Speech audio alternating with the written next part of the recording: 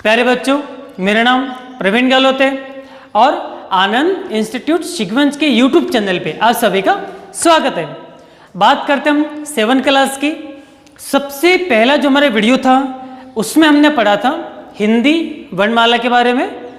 उसके बाद second video में हमने देखा स्वर और व्यंजन, वर्ण विचार के माध्यम से कैसे हम स्वर को अलग कर सकते हैं और व्यंजन को अलग कर सकते हैं।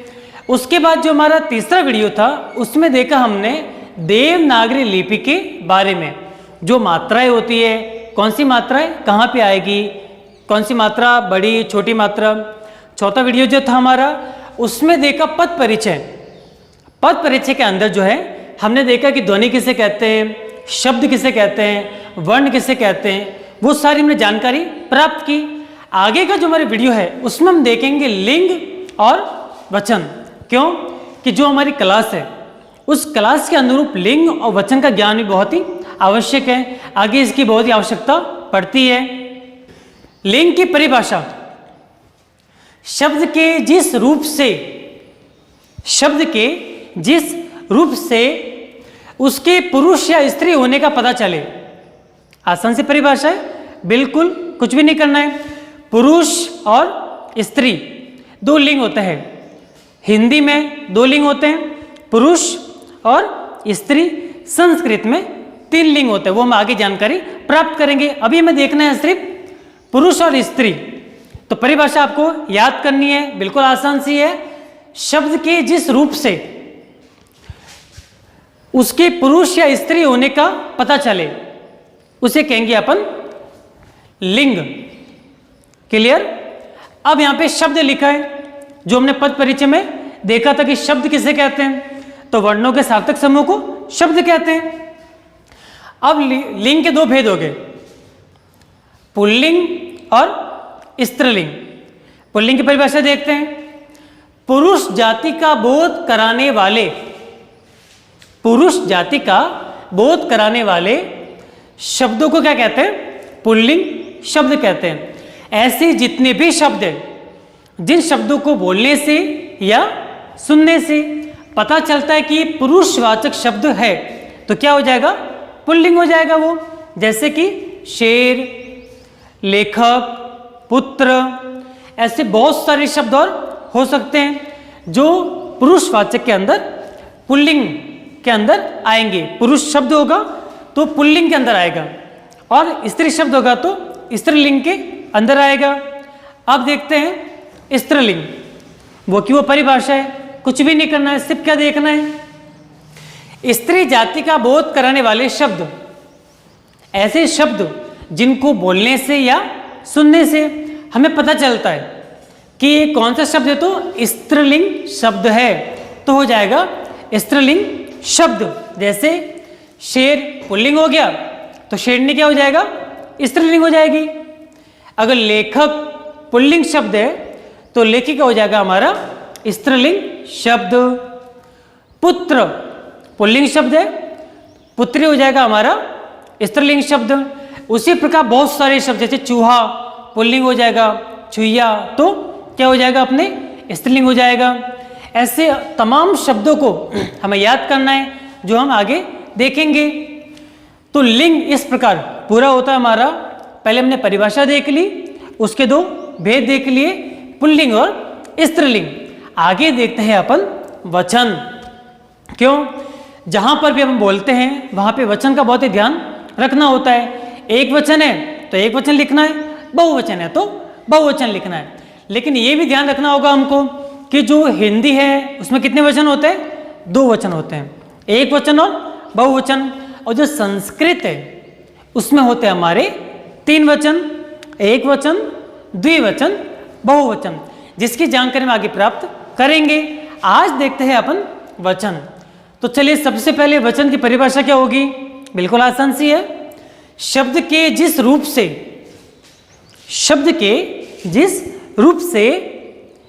एक या अनेक होने का बोध हो। या तो क्या होगा, एक होगा, या क्या होगा, अनेक होगा, बहुत सारा होगा। लेकिन शब्द के जिस रूप से आपको शब्द देख करके पता चल जाएगा कि वो एक वचन है या बहुवचन है। तो चलिए वचन के भी कितने भेद होते हैं? 2 भेद होते हैं, एक वचन और बहुवचन। एक वचन की परिभाषा क्या हो जाएगी? देखिए, शब्द के जिस रूप से उसके संख्या में एक होने का बोध होता है। शब्द का जो रूप है, जो शब्द लिखा गया है, उसके अंदर जो संख्या का बोध कितना होना चाहिए? 1 होना चाहिए। जैसे अपन लिखेंगे कि जैसे पतंग, पतंग कितना है? एक वचन है। पतंगे तो क्या हो जाएगा? बहुवचन हो जाएगा। क्लियर? एक वचन की परिभाषा क्या हो जाएगी? शब्द के जिस रूप से उसके संख्या में 1 होने का बोध हो। संख्या कितनी होनी चाहिए? 1। पतंग 1 हो जाएगी, पतंगे बहुत सारी हो जाएगी। कैला संख्या कितनी है? 1, और कैले तो क्या हो जाएगा? बहुवचन हो जाएगा। आगे देखते हैं अपन बहुवचन। एक वचन में क्या होगा? 1 संख्या होगी, बहुवचन में ज्यादा संख्या होगी। कैसे? तो शब्द के जिस रूप से उसके संख्या में अनेक होने का बोध होता है। बिल्कुल आसान है, दोनों परिभाषा बिल्कुल एक समान है, बस क्या करना है? थोड़ा सा ध्यान देना है। इसमें संख्या में 1 होने का बोध होगा, जो बहुवचन उसमें क्या होगा? संख्या में अनेक होने का बोध होगा। तो जो एक वचन है, एक वचन के उदाहरण देखते हैं अपन। पतंग उड़ रही है। पतंग कितनी है? 1 है। पतंगे उड़ रही है, ऐसा नहीं बोला अपन ने, नहीं तो क्या हो जाएगा? बहुवचन हो जाएगा। अपन देखते हैं एक वचन, तो होगा पतंग उड़ रही है। तो पतंग क्या है? शब्द है। कौन सा? ये एक वचन शब्द हो जाएगा। उसके बाद लड़की किताब पढ़ रही है। लड़कियां नहीं, क्यों? अगर लड़कियां बोलेंगे तो क्या हो जाएगा? बहुवचन हो जाएगा। अपन कह रहे हैं लड़की, तो लड़की शब्द क्या है? एक वचन है, तो किसका उदाहरण हो जाएगा? एक वचन का उदाहरण हो जाएगा। उसके बाद देखते हैं अपन बहुवचन के उदाहरण। पहला उदाहरण क्या है? मछलियां तैर रही है। देखिए, मछली तैर रही है, क्या हो जाएगा? एक वचन। मछलियां क्या हो जाएगा? बहुवचन। तो यहां पे बहुवचन है, तैर रही है, किसका उदाहरण हो गया? बहुवचन का उदाहरण हो गया। आगे है चिड़िया पेड़ पर बैठी है। चिड़िया, ये जो अर्ध चंद्रमा वाला चिन्ह है, ये बहुवचन का प्रतीक है। जहां पर भी आएगा क्या करेगा? बहुवचन का बोध करवाएगा। तो चिड़िया, चिड़ियाए नहीं होगा, चिड़िया पेड़ पर बैठी है, तो चिड़िया बहुत सारी चिड़ियाएं हो जाएगी। इस प्रकार लिंग और वचन हमारा पूरा होता है। आगे देखते हैं कारक। अब देखते हैं कारक। पहले लिंग हो गया, फिर वचन हो गया, अब कारक। क्योंकि बिना कारक हम कुछ भी नहीं समझ सकते। चाहे कोई भी क्लास हो, कोई फर्क नहीं पड़ता, चाहे वो LKG हो या फिर MA BA कुछ भी हो।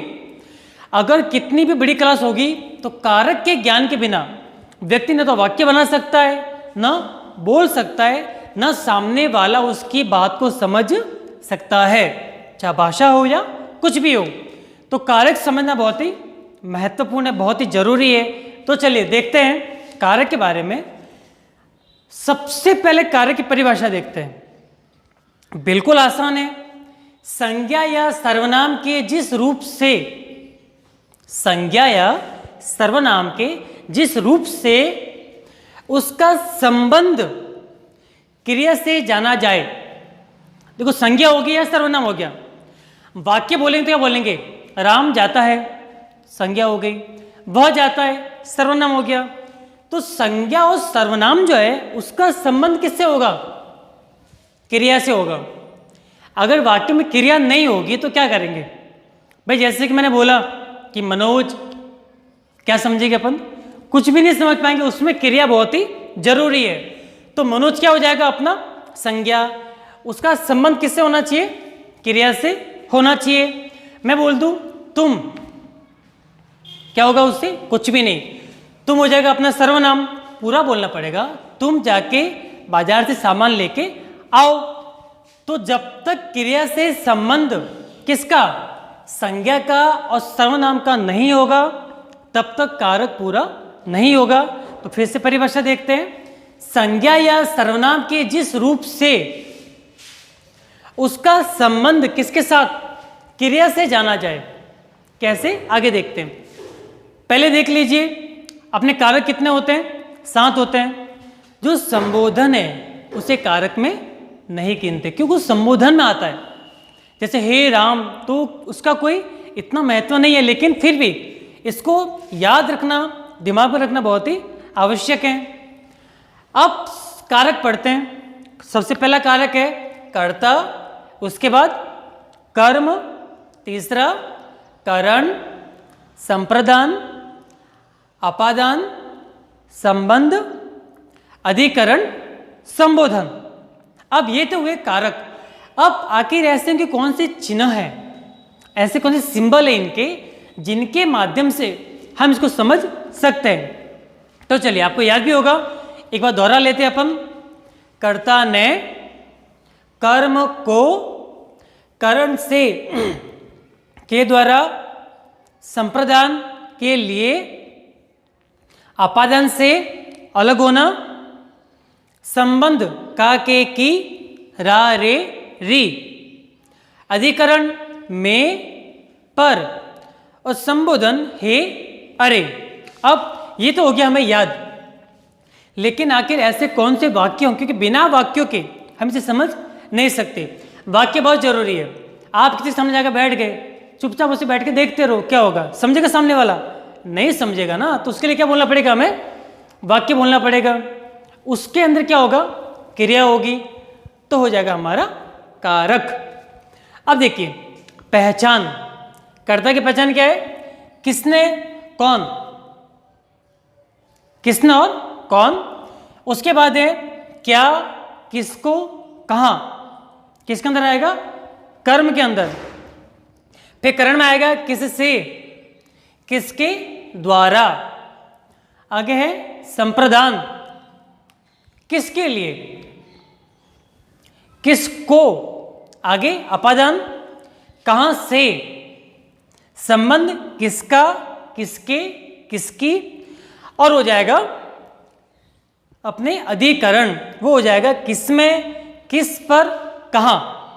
ये हो गया पूरा अपने कारक। अब वाक्य के माध्यम से इसको हम समझते हैं, क्योंकि बिना वाक्य के समझ नहीं सकते। जो हमारा 4th पार्ट था, 4था वीडियो, उसमें था पद परिचय। उस पद परिचय में हमने सब देखा है, वर्ण किसे कहते हैं, शब्द किसे कहते हैं, पद किसे कहते हैं, वाक्य किसे कहते हैं, वो भी आपको सब साथ साथ याद रखना है। अब वाक्य में प्रयोग करते हैं। सबसे पहले लेते हैं अपन कर्ता।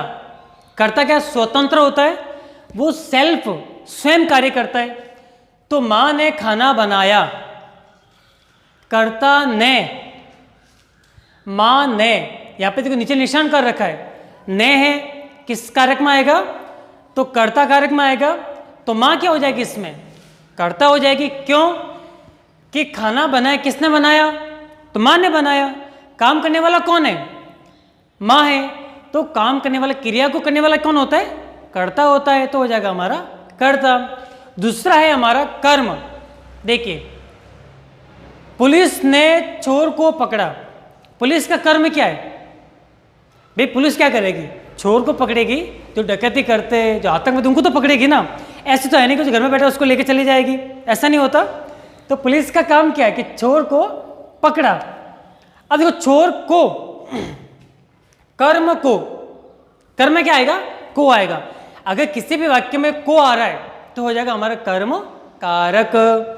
तो पुलिस ने चोर को पकड़ा, यहां पे कर्म क्या किया जा रहा है, पुलिस के द्वारा एक कर्म हो रहा है। क्या कर्म हो रहा है, पकड़ने का कर्म हो रहा है चोर को। ओके। तीसरा है हमारा करण से, के द्वारा सहायता होती है। क्या होती है उसमें, सहायता। हो गया राधिका गुड़िया से खेलती है। अब राधिका कर्ता हो गई, गुड़िया क्या हो गया, कर्म। कौन सा कर्म, अपने करण कारक। कैसे, गुड़िया से खेलती है। क्या था, से के द्वारा, यानी गुड़िया के द्वारा खेलती है। अगर गुड़िया नहीं होगी तो राधिका किससे खेलेगी।